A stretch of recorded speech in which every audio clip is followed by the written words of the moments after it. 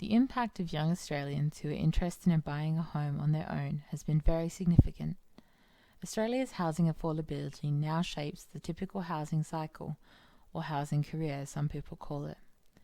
Most Australians in the normal course of events are people who move through the housing cycle in a way that matches the stage of life they're at. So they move out of the family home in their late teens or early 20s as they gain independence from their families, and then they rent, save for a home if they can afford it, either as a group or maybe a couple. And maybe they can upgrade it when they have a family in their middle age. They are more than likely to have paid off their mortgage. And that means they have housing security in their old age. That's no longer the typical housing cycle for Australians. Young people generally live at home much older than they once did.